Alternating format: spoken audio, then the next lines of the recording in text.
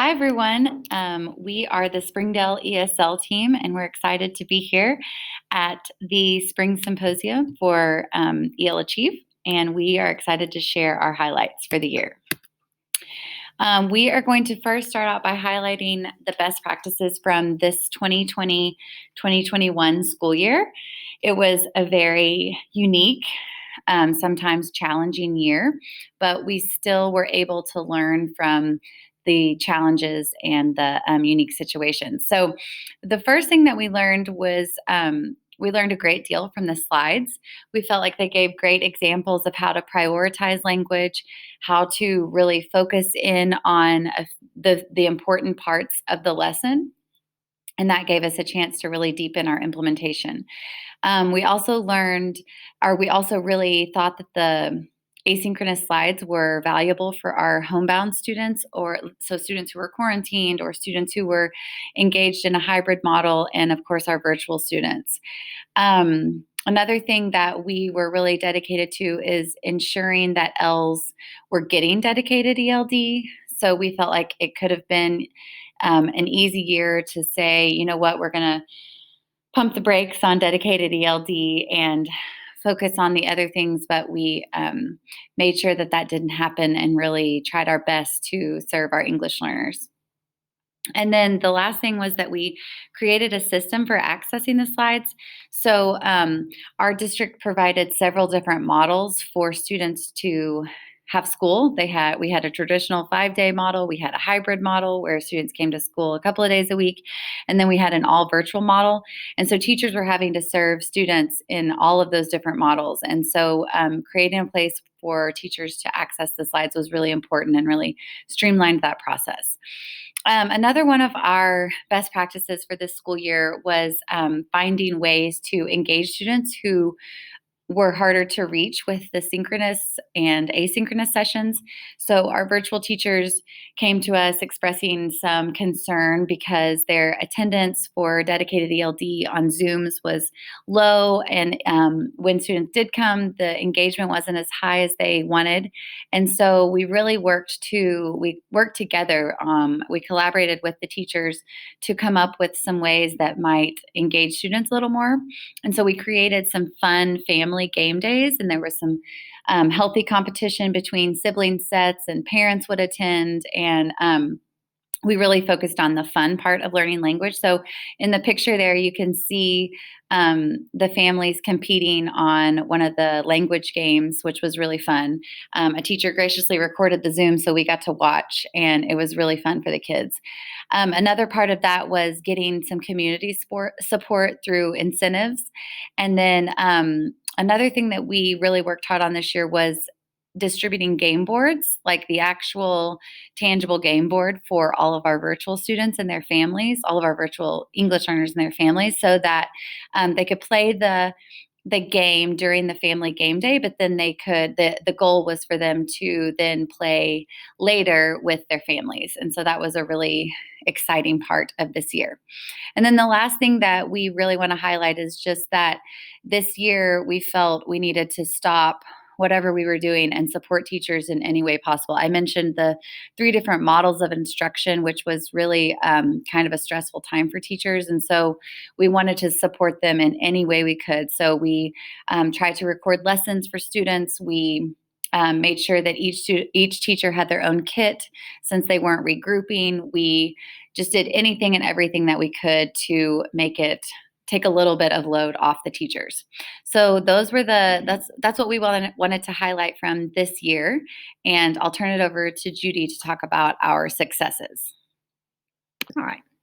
Okay. So the successes that we're talking about span the time that we've been implementing ELD, which has been about 6 to 7 years. So one of the things that we feel is successful is the training of our teachers.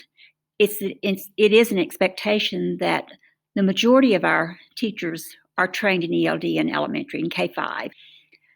The other thing that we feel is a success is connecting our dedicated ELD to the content areas. It's called ELD Connections, and this is a document that we started, or a initiative that we started about 2 years ago, and we presented it to our buildings last year during faculty meetings, PLCs, etc. And this is a document that we've taken the ELD units, and by grade level, we look at the content areas, and then we show what language, the primary functions that are in that particular unit. We show the language frames that we're using in ELD, and then show how the teachers can transfer that language to the classroom so that the students see that ELD is not just for the ELD classroom. What they're learning in ELD is to help them do better in the content areas.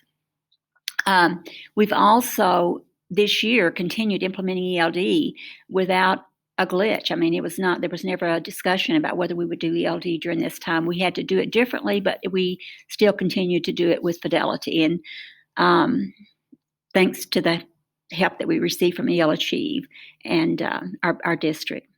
We've also provided professional development in the summertime for our teachers.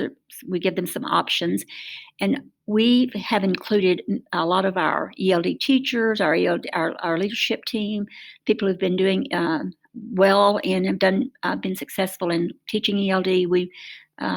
We ask them to help us with this so that it's not just us providing PD, but we've had anywhere from 1 to 3 days of PD for teachers to choose from to help them deepen their understanding or their implementation of ELD. And then one thing that we've are proud of is our leadership team. Each year we have a leadership team, and it's made up of building representatives. We try to get an equal representation from all the buildings, and they help us make decisions when we have projects that we're working on. Like this year we recorded the EL Achieve slides.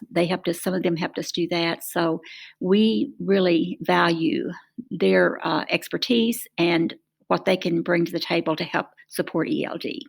And now I'm going to let Courtney continue with our presentation. So I'm going to talk to you about the different lessons that we've learned along the way. This has been a really challenging year for everybody, but we've definitely learned some things from it. So first off, we worked a lot in the curriculum this year, probably more than we ever have. So being able to really understand the curriculum, go into it on a deeper level, has helped us learn more about functions and forms that we need to prioritize, the language build from beginning of year to the end, and the spiraling of the curriculum, which is just going to help us have those conversations with teachers in the future. We also had to learn a lot of new technology tools that we want to continue to use and can really support ELD.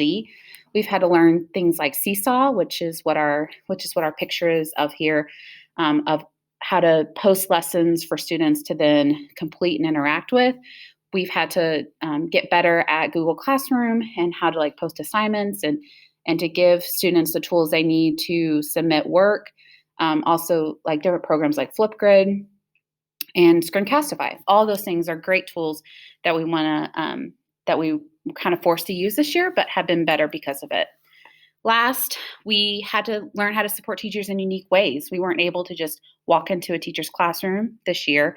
Instead, we had to rely on Zooms. We also had to do a lot of asynchronous PD.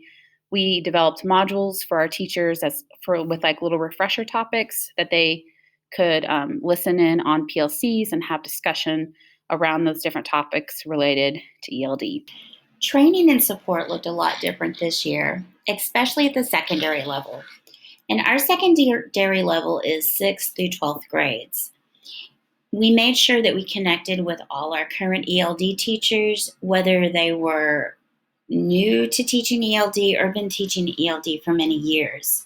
We have 25 ELD teachers, and some just teach ELD, but there are several that teach more than one subject. Based on teacher need, some teachers that we met with just 4 to 5 times this year, and then they would just reach out to us if they had questions or needed other supports. The majority of our teachers and all of our new teachers, we met with once a week, checking in, whether it was helping them with lesson pacing, assessments, or concerns that they were having with a student. We were able to connect with them through Zoom, Google Meets, and some face-to-face meetings with COVID safety measures. We really focused on delving deeper into that curriculum.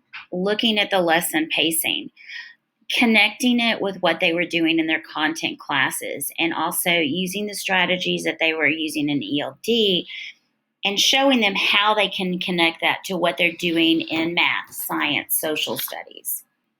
We also gave them the time and showed them how to accelerate the lessons and giving kids that time to be flexible with the language.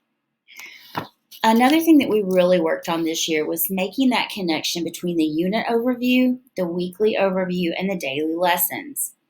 In the past, a lot of focus has just been on, okay, what am I doing today? What do I need to accomplish? By seeing that connection to the weekly overview and unit overview, we were able to really focus on how that language builds and spirals so that we could accelerate the learning and not spend so much time on one lesson or thinking, oh, the kids need to master this language before they can go on to the next one. We worked on embedding supports for our blended learning, making sure that we covered all 4 domains: speaking, listening, reading, and writing. For speaking, we use things like Flipgrid or Padlet, where they could both practice using audio or filming. We also included a lot of times where they would give each other feedback so they could get in that extra, not only reading, but listening and adding the writing into that component. So coaching cycles were very successful for us this year. Now that with vaccines and everything, we're able to do a lot more in person. So we're transitioning to getting to go in person and work with teachers and observe in classrooms and provide that extra support. All right, that's all we have for you.